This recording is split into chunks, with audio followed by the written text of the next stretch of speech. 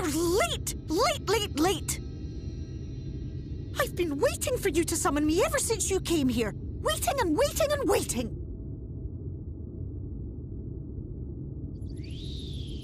But my sapling didn't so much as utter my name. Such a heartless thing he is. Cold and cruel and heartless!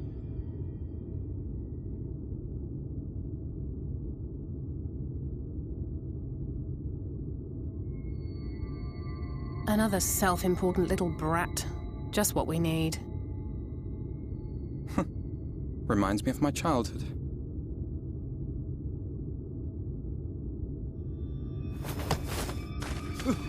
All right, I'm sorry. It was a joke. Honestly, just a joke. But just now you called for me so earnestly, so fervently. I couldn't possibly stay angry at you. Very well. As your lovely branch, I will lend you my strength.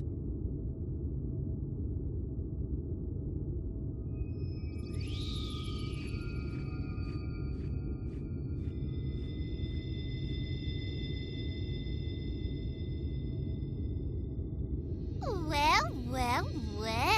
If it isn't fail, ooh, the mould feel. It's been too long. Not long enough for you to think of any new games, though, apparently. If I were you, I'd be bored of myself. Now let me make something clear. That mortal is mine. No matter what you do, he will never be yours. Never, ever!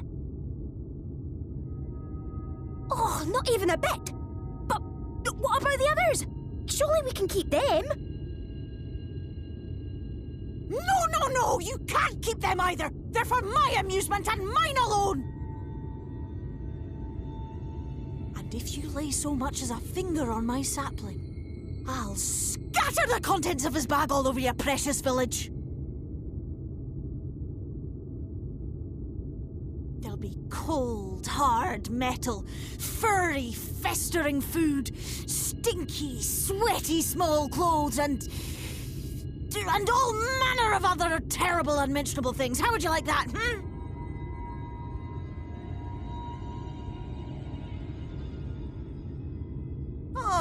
All right. But will you not at least let us play with the twins? Just while the others go and see Urianger? Aye, that's all we ask. And we promise we'll play nicely. It seems we won't be joining you. Aye! We'll reveal the hidden Vernick to you at once.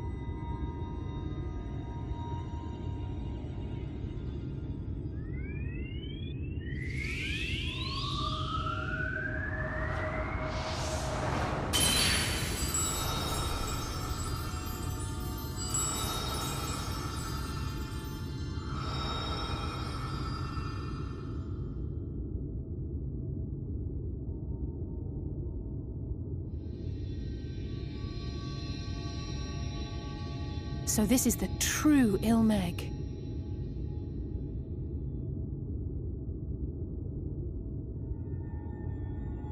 How are you feeling? Better. I think I remember the way now. Apologies for the delay. Shall we go and see Urianger?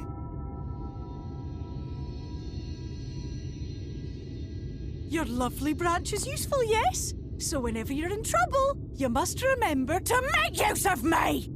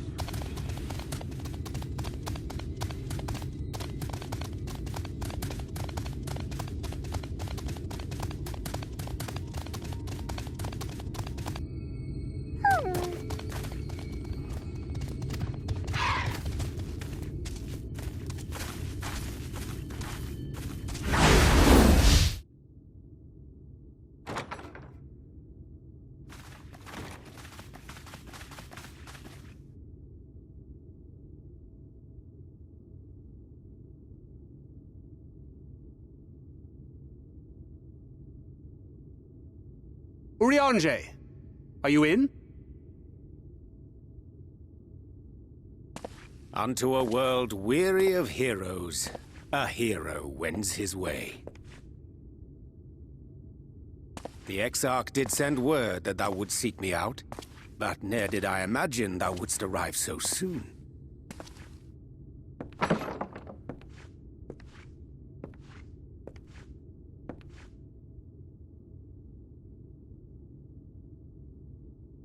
Full glad am I to see thee once more, my friend, and none the worse for thy travails.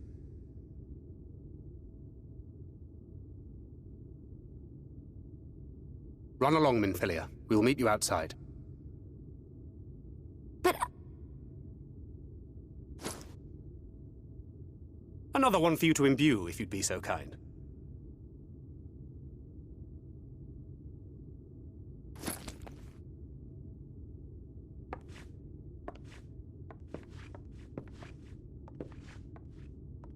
I take it thou hast met with our other comrades already?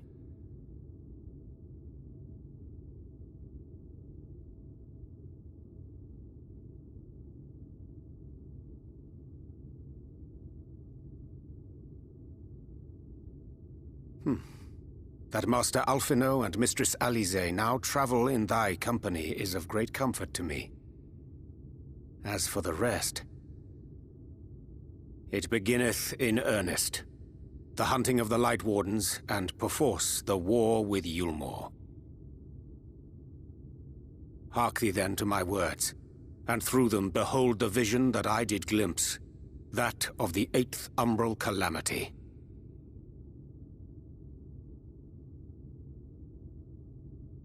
As I drifted hither to the first, traversing the boundary twixt reality and potentiality, I did bear witness to events yet to come.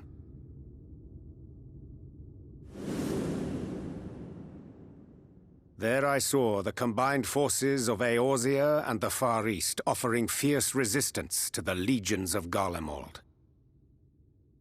So fierce, in fact, that they did begin to push the enemy back. Ilm by painful ilm at first, then yalm by yalm, and malm by malm in time.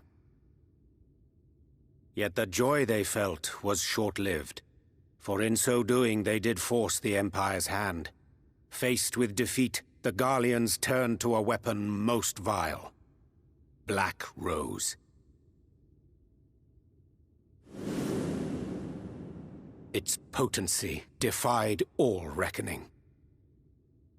Once released, the gas took on a life of its own, wreaking untold carnage not only in Eorzea, but in the provinces of the Empire besides. From fighters upon the front lines to babes in their beds, none were spared. And as the casualties became too numerous to count, so did the fabric of civilization begin to unravel. Nor did the land itself escape unscathed, for spreading from the site of its release, Black Rose brought death to the very soil. To survive amidst the chaos and upheaval, men came to live by the sword, the rule of law giving way, inevitably, to the rule of might. Thus was the spark struck and the fire kindled, and swiftly did it spread as a blaze in a field of straw to engulf every corner of the world. Nations worthy of the name did then cease to exist, and those souls brave and true who might have risen to restore order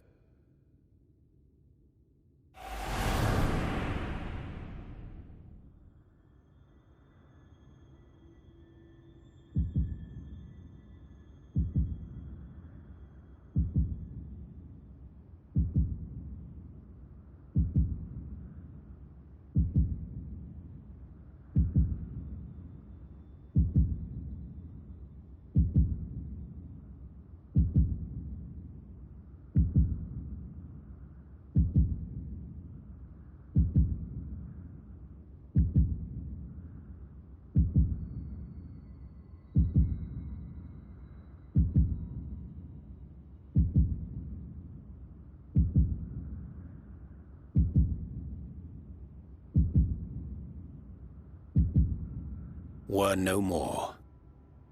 For the weapon spared not one, not even thee.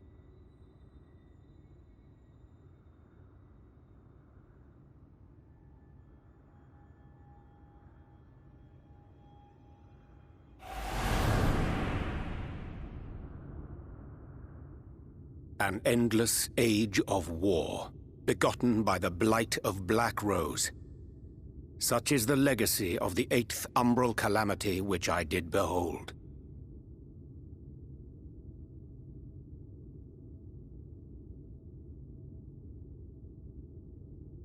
No matter the cost, we must forestall this tragedy. To that end, I have labored during my sojourn in this world, discovering in so doing the answer to a pressing mystery. That of Black Rose's inexplicable potency. Come.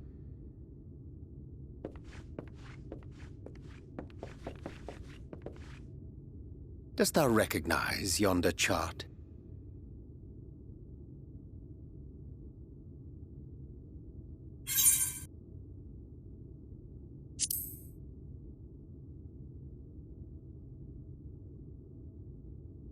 Indeed.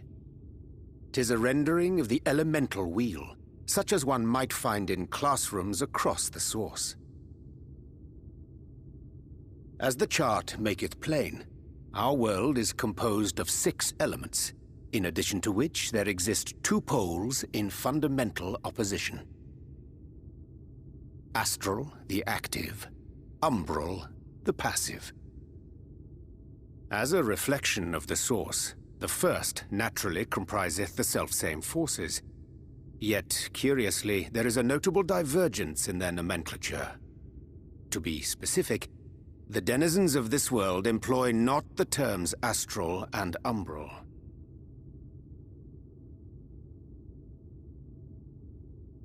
Thus was I moved to inquire what names said forces had been assigned.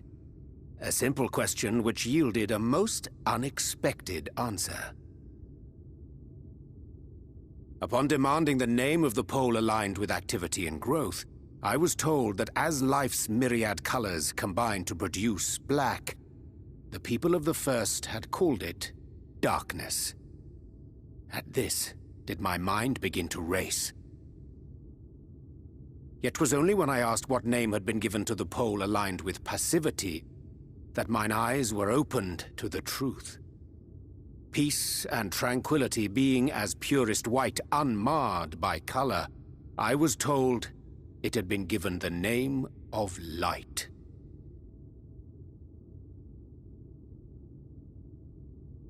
That's umbral light and astral darkness, yes?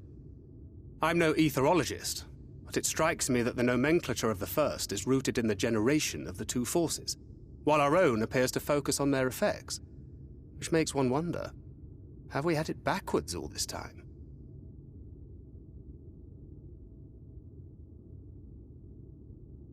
"'Tis indeed a compelling question, and one which beareth closer examination. Yet what knowledge we already possess sufficeth to explain the chain of events. The phenomenon of etheric thinning observed in the source is the consequence of light, the power of stasis, flowing in from the first to stifle the movement of ether within the land. And according to Master Alphino, Black Rose slayeth by halting the circulation of ether within living beings. Should such a weapon be unleashed even as the first were rejoined, replete as it is with light, we would have a disaster of untold proportions on our hands. A calamity. Well, at least we have a better grasp of what we're facing. Our objective, however, remains unchanged. We are to eliminate the Light Warden of Ilmeg. Speaking of which, were you able to ascertain its whereabouts?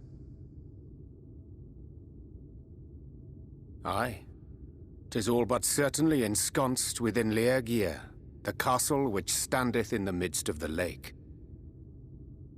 To enter said stronghold, we must needs turn to the pixies for aid.